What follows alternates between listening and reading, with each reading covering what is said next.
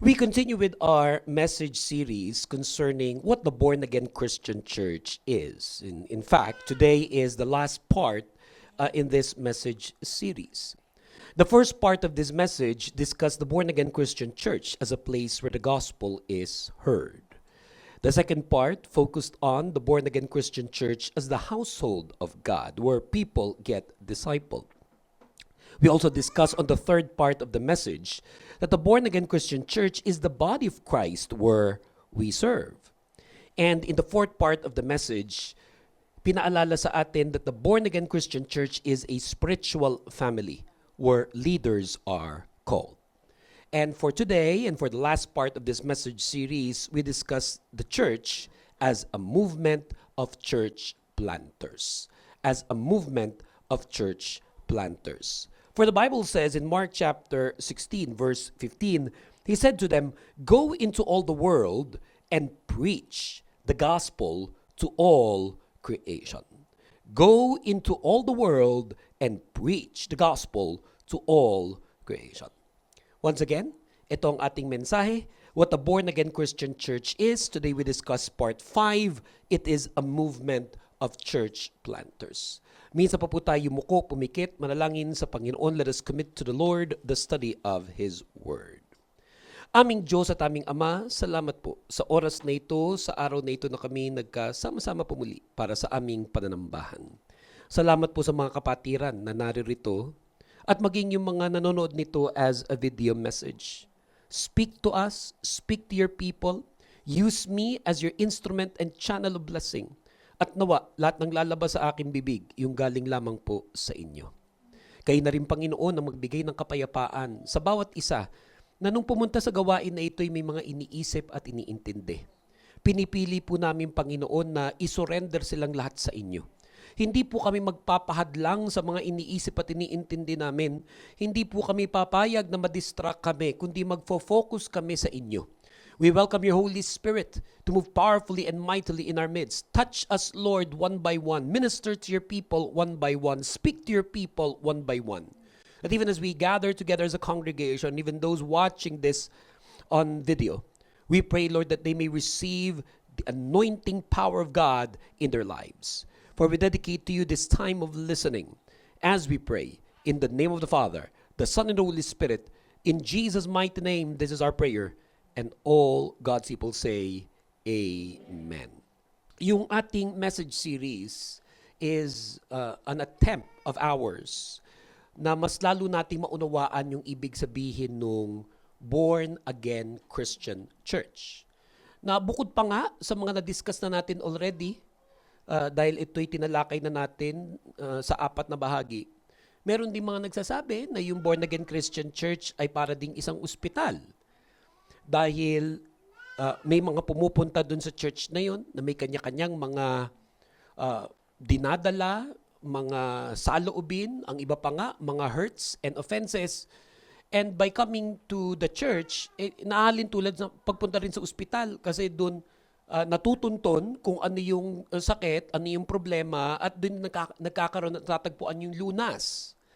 Na ang pinaka-importanting lunas, whether ito'y sa ating pagiging makasalanan o sa ating mga pinagdadaanan sa buhay, ay walang iba kundi si Jesus Christ. The church as a hospital points people to Jesus as the great physician, points to Jesus as our healer. At naniniwala tayo na walang imposible sa Kanya. At ilan nga sa mga present today, bukod pa dun sa mga na-discuss na natin previously concerning the church, makakapagpatotoo na oo nga no, nung pumunta ako sa church, parang pumunta ako sa isang ospital kung saan natuntun yung aking sakit at ako'y napagaling ng Panginoong Hesukristo. At dahil doon sa mga ganong klaseng patotoo, ganong klaseng experience, at marami pang ibang mga patotoo at ibang magandang experience, kaya nagra-rise up ang church as a movement of church planters. Nagra-rise up yung mga born-again Christians as a movement of church planters. Dahil sabi nga sa Mark 16 verse 15, He said to them, "Go into all the world and preach the gospel to all creation." Na dahil nga nung Pagpunta nila dun sa church, na born again sila, pagpunta natin sa church na born again tayo, meron tayong kakaibang mga nararamdaman at nararanasan na nagpabuti sa ating buhay. At naniniwala tayo na hindi ito dapat manatili sa atin lamang. At ang utos ng Panginoon sa atin, ang sabi sa Mark 16:15, is to go. Kaya nga sinabi that the born-again Christian church, among many things, is also a movement. A movement of people, a movement of Christians, a movement of believers, a movement of disciples of Jesus that are going into all the world. To every town and city and province and country and continent. At sa pagpunta dun sa iba't ibang mga lugar sa Pilipinas, sa pagpunta sa iba't ibang lugar sa Asia, sa Middle East, sa mundo, ipinapangaral natin si Jesus Christ. We preach the gospel, we preach the good news, we preach Jesus Christ. Dahil motivated tayo mula sa katotohanan ng salita ng Diyos at sa personal experience natin nung naging part tayo ng church. Many born-again Christians can testify to this, that they have learned the importance of being together as a church.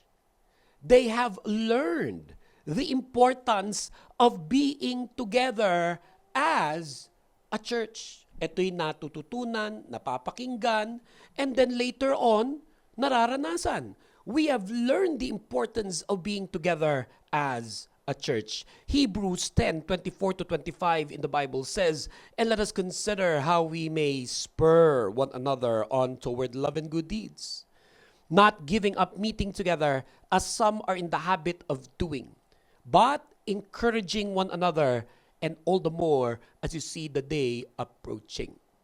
Ito na siguro ang pinakauna at pinakamadaling matandaan na ginagawa ng mga born-again Christians. Nagkikita sila lagi as a church. Mas marami pa siyempre na dapat matutunan. Mas marami pa siyempre na dapat matandaan. Pero ito na siguro yung pinakauna at pinakamadaling matandaan na ginagawa ng mga born-again Christians na utos ng Diyos sa atin sa Biblia. Dahil again, sabi sa Hebrews chapter 10:24-25, "And let us consider how we may spur one another on toward love and good deeds, not giving up meeting together as some are in the habit of doing, but encouraging one another, and all the more as you see the day approaching." Meron din kasing mga tao na hindi nila ito nakasanayan. Merong mga tao na kahit pa sa Pilipinas, hindi naman siya palasimba. At irregardless yun of religion, ha? May laking Katoliko na palasimba at meron ding laking Katoliko na hindi. Merong laking Protestante na palasimba at may laking Protestanteng hindi. May laking born again na palasimba at may laking born again na hindi. May ganung mga tao. Minsan nga may makakausap ka, pwedeng katrabaho mo at pag sinabi mo sa kanya, o pag linggo saka nagsisimba, minsan natatawa na lang kasi hindi naman talaga siya nagsisimba. Hindi naman niya yun nakasanayan. Hindi siya dinadala ng magulang niya lagi sa simbahan. Perhaps some of you here, ang experience ninyo, Pilipinas pa lang, palasimba na kayo, mapakatoliko, protestante, born again, o kung ano pa man na relihiyon.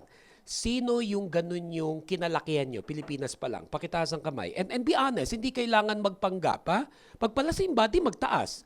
Alam namang hindi palasimba, biglang magtataas ka para lang masabing palasimba ka. Di ba? Yung totoo lang, di ba? So again, itaas natin ang kamay natin. Yung palasimba, ang pamilya mo at pati ikaw nung nasa Pinas pa lang. O yan. O sino man nyo aamin at we will not judge you. Kasi may ganun talaga yung katotohanan eh. Na nung Pilipinas pa lang, hindi ka naman talaga palasimba at pati pamilya mo rin. Pakitaas ang kamay. Okay lang yan. It's alright. Taas nyo ang kamay nyo. Anyone else? Ulitin lang natin ha. Kasi kanina, yung mga palasimba nagtaas. Tapos may hindi naman nagtaas. O, tapos nung sinabi ko na sino yung hindi palasimba, hindi na nagtaas. Siguro baguhin natin ang tanong, sino bungi, sino hindi? Ulit. You honest lang ha. And again, hindi to judgment ha. Ano lang to, survey. Survey to. Kasi ano yung totoo, di ba? Yung ikaw ba lumalaki ka sa pamilya na palasimba, di magtaas ka ng kamay. Di ba? Pero kung halimbawa, hindi ka naman talaga palasimba, tapos magtataas ka na pa, hindi kasi nungalingan na yun, ba't ka pa magsisinungaling? Hindi kailangan, di ba? Yung sa totoo lang. So halimbawa naman ikaw lumaki na hindi pala simba, okay din lang yun because that is your upbringing, that was your past. And again, there's no judgment. Ulitin lang natin ha. Itaas ang kamay ng lahat ng bungi. Ay. Taas ang kamay ng lumaki sa mga pamilyang palasimba. Yan. O, itaas ang kamay nung lumaki sa pamilyang hindi naman masyado palasimba. O, yan. Praise the Lord.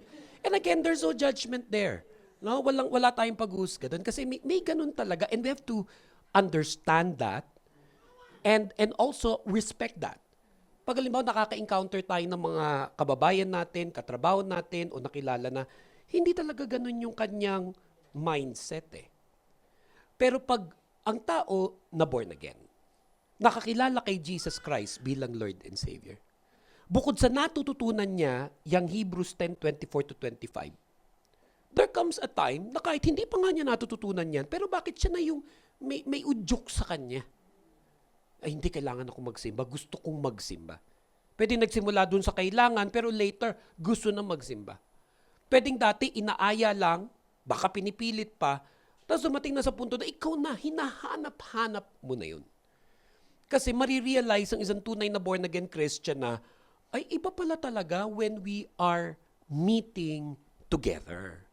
Totoo naman na kahit nasa bahay ka, mag-pray ka dun. O iba nga, nanonood ng online kahit sa trabaho niya. Lahat ng yun totoo at lahat ng yun pwedeng nakaka-bless.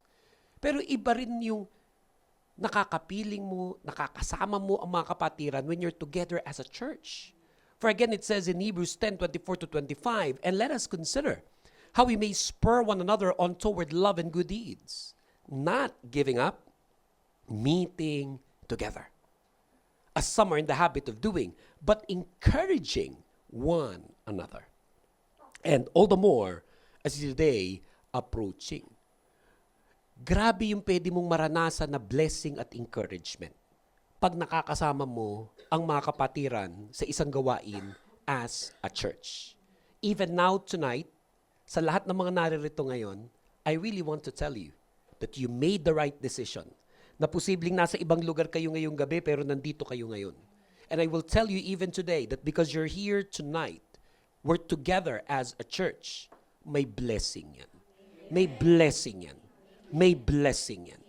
Kaya sabihin niyo sa mga katabi niyo yan, naniniwala ako may blessing tayo today. Amen. Isipin mo na lang to ha, isipin mo na lang to. Sa totoo lang, pag tayo ay pumupunta sa simbahan o sa anumang gawain ng simbahan, lalo na pag worship service, ang dapat naman na nangyayari at ang ginagawa natin is to bless the Lord. Everybody say with me, bless the Lord. Bless the Lord. Can everybody say that with me, bless the Lord? Bless the Lord. Pag ang Kristiyano lumalalim sa pananampalataya niya, nagmamature as a Christian, kaya siya nagsisimba, it is not primarily anymore dahil may need siya.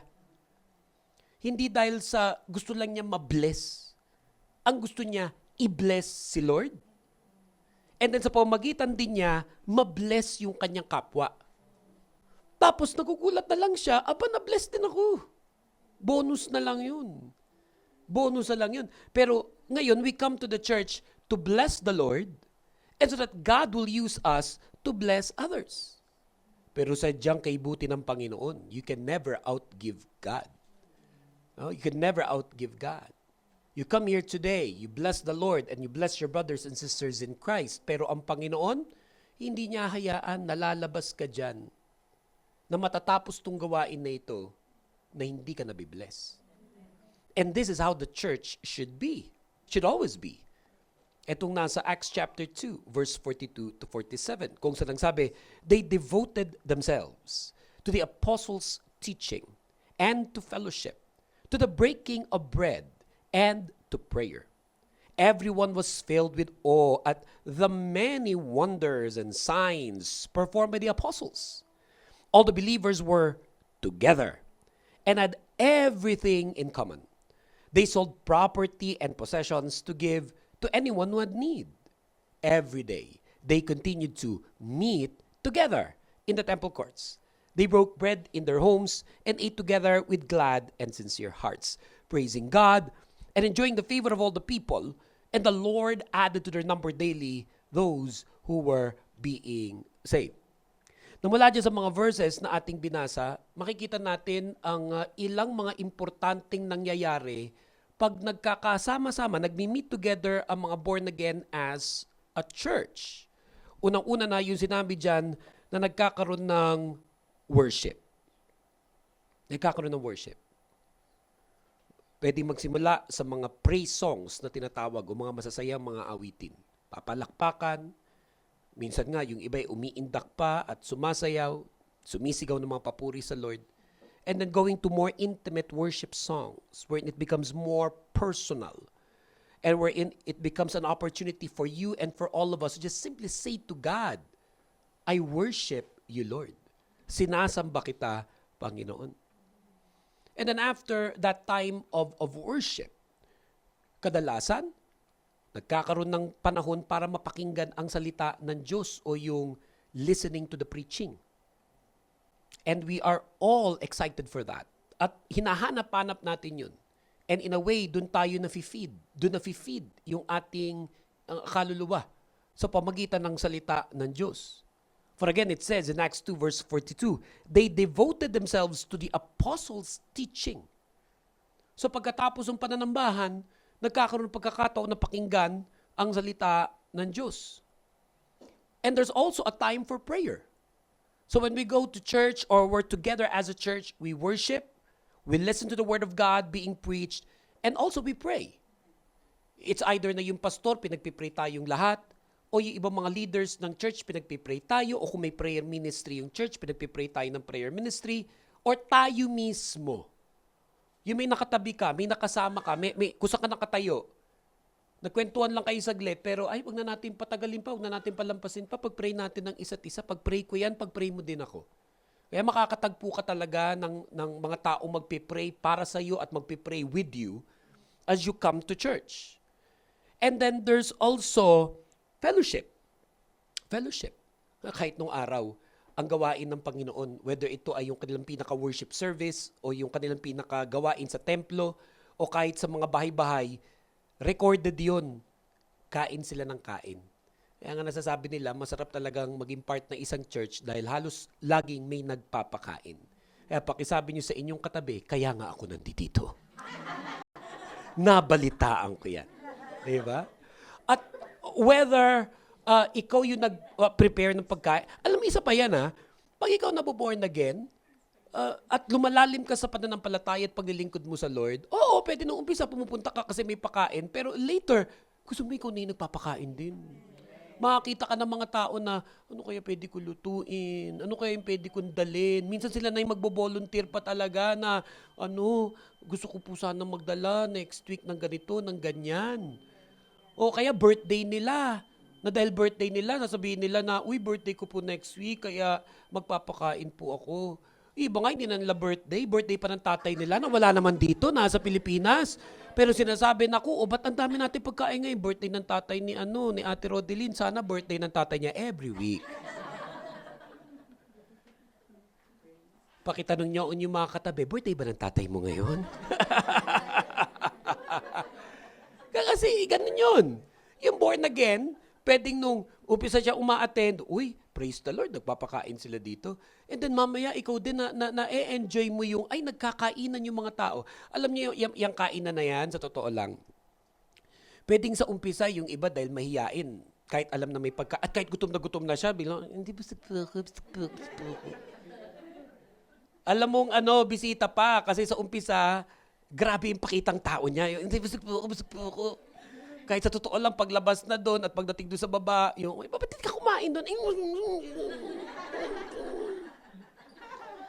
Hayaan na natin bisita bago. Huwag natin pilitin. Diba?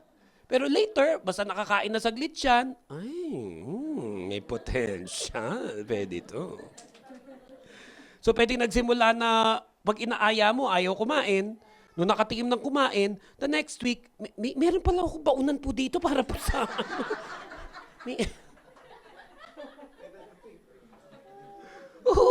may kilala nga ako, hindi pa nahahain yung pagkain, nakapag-sharon eh. Hindi pa nasa-serve naka-ready na siya. And then it comes to a point na, gusto ko magdala sa church ng spaghetti. Okay lang po ba? Gusto ko po next week magluto po ng ng isang napakasimpleng pagkain. Simple lang po, kare-kare lang po na Opo, na may crispy pork chop, ganun po kasimple. Lechon.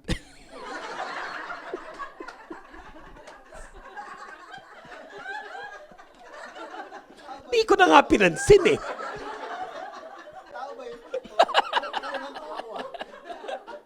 Oh, dito nyo lang maririnig yan.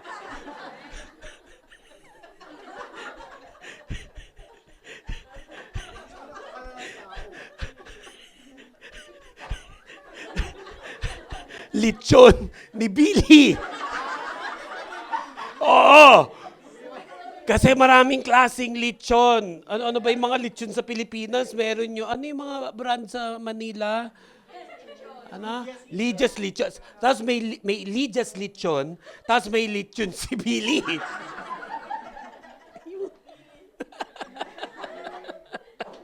Diba? Kabless. Kasi hindi na lang yung kumakain siya. Nag-iisip siya, ay, next week po, gusto ko po sana magdala ng sopas o ng lomi. Kasi may kakaibang saya yun eh. Na nagkakainan tayo together. Noon lang nung anniversary natin sa church, 2 Sundays ago, hindi naman planado na yung mga kapatiran, yung mga Bible study groups natin would be contributing tigi-tigisang mga ulam. Hindi yun planado actually. It was just like random and spontaneously that people said, ay, yung grupo po namin gusto po magdala ng ganito. Ganun ba? O sige, kami na po doon sa kaldereta, kami na po doon sa ganun. So what happened was, meron tayong gamit doon na akala nung iba, nagpa-cater tuloy tayo. No, ang hindi nila alam, yung mga nagsaserve doon, yun din yung nagluto nun. Kaya may mga lumalapit at nagsasabing, yung sarap nitong dinuguan. Alam nyo, blessed na blessed yung nagsaserve kasi siya rin yung nagluto. So yun, alam na alam mong, ay, walang halong kaplastikan. Yung kasi hindi alam nung bago o bisita na, yung nagsaserve sa kanya, nagluto nung dinuguan. O yung nagsaserve sa kanya, nagluto nung spaghetti. And then afterwards, we had a meeting about it. At blessed na blessed yung mga nagluto at nag-donate at nag-contribute. Kasi ganun yun. Ganun talaga ang church nung araw at ganun pa rin yung church hanggang ngayon. At ayaw ng Lord na mawala yun. Isa yun sa mga ginagawa at dapat laging ginagawa sa isang church. Dahil sabi nga sa verse 44, all the believers were together and had everything in common. They sold property and possessions to give to anyone who had need. Every day they continued to meet together in the temple courts. They broke bread in their homes and ate together with glad and sincere hearts. Hindi mo, isa lang yun dun sa karanasan. And we call that fellowship. Kaya in the church, there's worship, there's prayer, and then there's fellowship. At dahil nga ganun yung kanilang nagiging karanasan, aya sila tuloy ng aya ng mga tao, sumali ka sa amin, sumama ka sa amin. And we call that evangelism. Pag may nag-aaya sa inyo na, umatin ka doon sa church, umatin ka doon sa worship service namin, you call that evangelism. Kasi alam nating, sayang naman hindi rin niya tumaranasan. Yung hindi niya rin tumaranasan, yung nararanasan ko. Nakakaibang galak at saya ng buhay. Hindi na lang ako nagtatrabaho, uuwi, magpapadala. Mabibwisit kung kanino. Uulitin na naman yun. Magtatrabaho, magpapadala, mabibwisit kung kanino, repeat. Hanggang sa bukas makalawa, pag tinignan mo sarili mo sa salamin, ang tanda-tanda at ang pangit-pangit mo na. Nagsimula kang artistahin ng itsura mo nung dumating ka dito. Ngayon na may artistahin pa rin, pero pang-horror na. Kung dati, pang heartthrob ka sana, di ba? Kaseksihan mo. Pero ang tao, paulit-ulit yung routine niya na malungkot na buhay. Tatrabaho, nagpapadala, minsan pumapag-ibig. Minsan pumapag-ibig. Tapos mamaya, bibiguin ka rin yan. Hihiwalayan ka rin yan. Uubusin din niya ng lahat ng meron ka. Repeat na naman yon. Ano ba sabi nila pagdating sa pag-ibig, di ba? Yung, wag mo di ibigay lahat. Kasi pag umalis na siya, wala nang natira sa'yo. Di ba?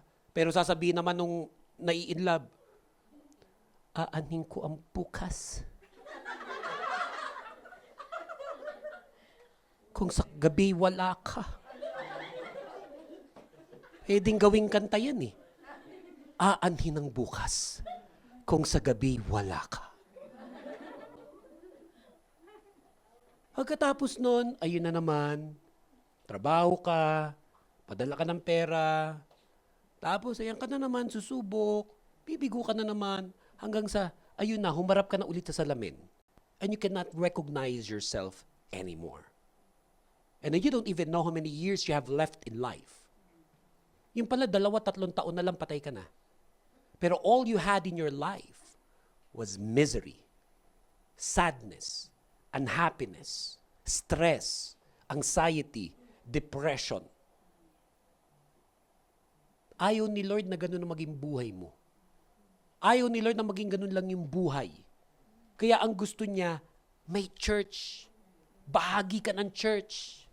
Nakakapag-worship ka, nakakapag-pray ka, nakakapag-fellowship ka, nakakapag-evangelize ka. May discipleship. May nagdi-disciple sa'yo and then later may di-disciple ka din. And you're seeing that through your life, another life is getting changed. Pag iniisip mo, kung ano yung buhay mo nung araw, paano nga ako magiging blessing sa iba? Sariling buhay ko nga, hindi ko maayos-ayos. Biglang ginulat ka ni Lord na, kasi mali yung pananaw mo eh. Ang iniisip mo, ikaw mag-aayos ng buhay mo, hindi mo talaga maayos yan. Siya lamang ang pwedeng mag-ayos ng ating buhay. And you get to discover that as you become part of a church like this. And when you do, and when you have, then you realize Mark 16:15. Hindi pwedeng ako lang to, kami lang to.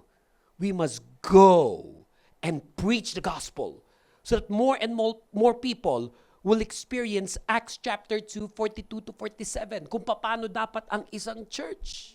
Now, it's not perfect. We are not perfect. We have room for improvement. We want to improve, but definitely, our lives are better because we're part of the church.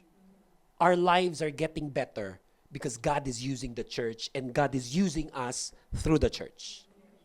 And realize this also tonight. Dahil ang pinag-uusapan natin, nawa makapag-plant pa tayo ng marami pang mga churches. Whether in this country, in other countries in the Middle East, and in other parts of the world, or even in the Philippines, kung ikaw may uuwi na doon. Kailangan na mas marami pang mga simbahan ang masimulan, maitayo, at lumago. And God can use you.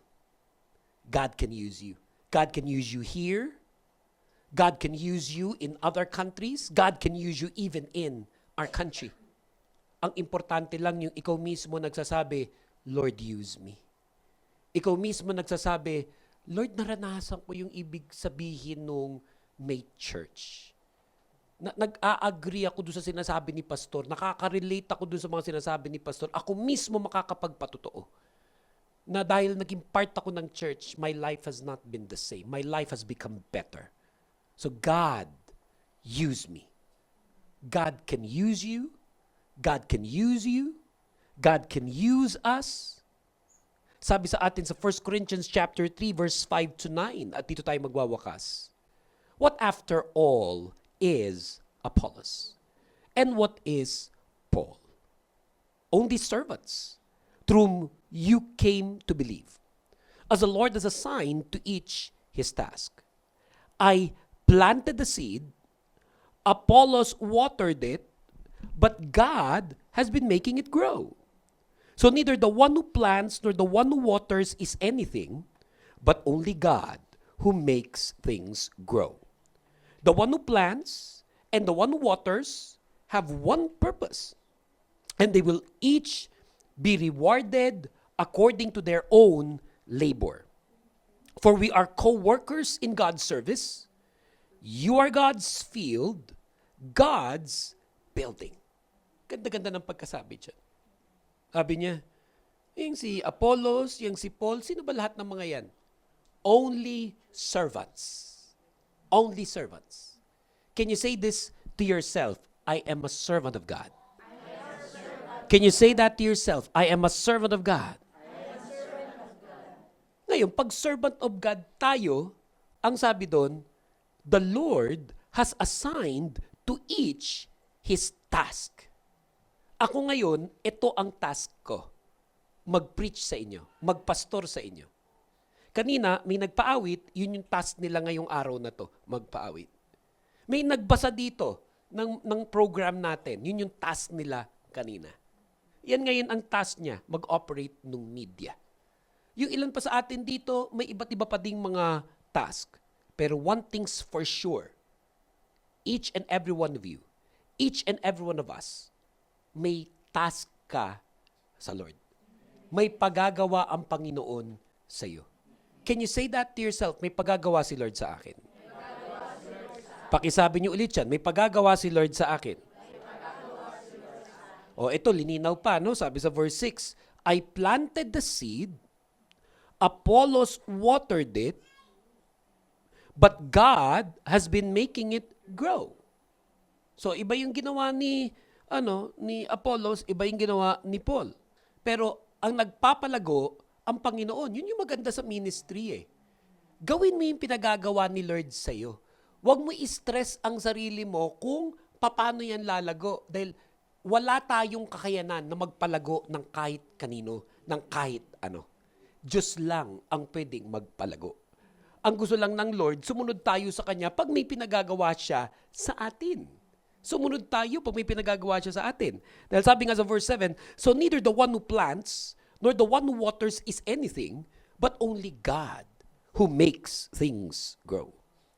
The one who plants and the one who waters have one purpose. Yun yung importante. O, ako ngayon, nagpipreach. Yung kanina, nagpaawit. Ito, nagmi-media. Yung iba sa atin, may ibang ginagawa. Pero may isang purpose tayo. May isang purpose tayo na nanggagaling sa Panginoon. At pag ginagawa natin yung purpose na yun, sabi, at ginagawa mo yung task ni Lord sa iyo, ang sabi, they will each be rewarded according to their own labor. Yun yung sinasabi ko eh. Pumunta tayo dito to bless the Lord. Pumunta ka dito to bless other people. Pero you can never outgive God. He will reward you sa pagsunod mo sa pinagagawa niya sa iyong buhay. Kaya makakatagpo ka ng Christian, hindi perfect ang life niya. Ha? Baka meron din siya mga problema at hindi necessarily nagiging saksakan ng yaman. Hindi yun ang sinasabi natin. Hindi, yung pagpunta sa church, hindi tungkol sa pagyaman yan. Pero may mga tao na yumaman din. May mga tao na kahit hindi mayaman pero payapa yung buhay nila. May mga taong hindi naman saksakan ng mayaman pero naging maayos yung buhay nila. Because as they obey the Lord, fulfill the task that God has given to them, nagpagamit sila sa Panginoon, tiniyak ng Lord that they were rewarded. Kasi yun yung sabi. They will each be rewarded according to their own labor. And eventually, ano sabi sa verse 9? For we are co-workers in God's service. You are God's field, God's building. Puruin mo, hindi naman tayo kailangan ng Diyos. Like ako, nakatayo ako ngayon dito sa inyong harapan, nagpipreach. Sa totoo lang, hindi mo kailangan ng Diyos. Pwede siya maglagay na ibang pastor dito, maglagay na ibang preacher dito. Wala akong pwedeng ipagmalaki. Yung mga mawit dito, yung mga nag-media dito, kung dumating man ang araw na wala tayo lahat pare-pareho dito, pero yung gawain niya, hindi mapipila yan. May ilalagay at lalagay ang Panginoon na baka nga mas mahusay pa sa akin. Pero yung ako'y nandito ngayon, nakatayo, nagpipreach sa inyo, privilege ko ito. Ganyan ang takbo sa isipan ng lahat ng naglilingkod sa Panginoon. Thank you, Lord. Pag-ibig mo sa akin na ako ay tanggapin. Di ko sukat akalain na ako ay patawarin. Pag-ibig mo sa akin na ako ay mahalin. Buong puso at damdamin, ikaw ay purihin. Yan ang lyrics ng isang kantang binigay sa akin ng Panginoon na ang pamagat ay pag-ibig. Pag ikaw ay punong-puno ng pag-ibig ng Panginoon, ayaw mo manatili lamang sa iyon. Ayaw mo manatili lamang sa church natin yun. But we begin to realize that the born-again Christian church is a movement of church planters. Ipag-pray natin na sa iba't iba pang mga towns and cities and provinces and countries, ma-plant ang maraming mga born-again Christian churches. Ma-plant ang maraming rise-up churches. And if today, tonight, you're seated there, but if you will say to the Lord, God, use me, I will not be surprised. If one day, isang araw, may mga nakaupo sa inyo dito o mga nanonood ito sa video message would begin to tell me, Pastor, naalala niyo po ba ako? Oh yes, na-meet kita sa Athena, nagwo-worship ka doon. Na-meet kita sa Dubai, nagwo-worship ka doon. Pastor, nasa New York na po ako ngayon, Amerika. At gusto ko pong magsabi sa inyong, linilid ako ni Lord na mag-plant ng Rise Up Church dito sa New York. Pastor, ako po yung kasama ni ganito sa ganyan sa gawain. Ngayon po ako'y bumalik na sa aming probinsya dito po sa Mindanao. Pastor, tulungan niyo po ako. Gusto ko magpagamit sa Lord, mag-start ng Rise Up Church dito sa amin sa Mindanao. Sa Australia, sa New Zealand, sa Cebu, sa Bacolod, sa Negros, sa Paris, sa Europe, sa Finland, sa Hong Kong, o kung saan pa man kayong dalhin, hindi mo pwedeng ilimit ang pwedeng gawin ng Diyos sa iyong buhay. Na pag nagsabi ka sa Panginoon, Lord, use me. Pag nagsabi ka sa Panginoon, gamitin niyo po ako. Ang bawat isang nakaupo dito, pag nagpagamit sa Lord, susupresahin ka ng Panginoon. Because God can do mighty things through your life. Knowing all of these things, make this your prayer for tonight, for today. Use me, Lord, to plant churches. Use me, Lord, to plant churches. Pakilabas niyo po ang inyong mga cellphone. Paki-zoom po ninyo ang slide na ito. Take a picture of this slide at paki-post po ninyo sa inyong mga social media platforms at gawin yung prayer. Repeat after me and say these words, use me, Lord, to plant churches. Can you say it again? Use me, Lord, to plant churches. And say it one more time, use me, Lord, to plant churches. Minsan pa po tayong manalangin sa Panginoon.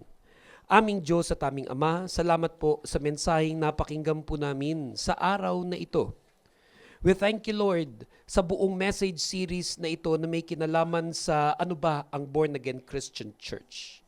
And we thank you, Lord, for the church that you have given to us. Salamat, Panginoon, sa mga pastors, leaders, servants of God, members of this church. We thank you, Lord, na kahit kami bisita, ramdam namin, Lord, tama yung desisyon namin na umattend sa church na to. But we pray, Lord, use us, use our lives to plant churches. Gamitin niyo po kami, Panginoon. Hindi pa namin lubos na nai-imagine, paano niyo nga po kami pwede gamitin? Pero isang naging malinaw po sa amin ngayong gabi, Panginoon, use us, use me to plant churches.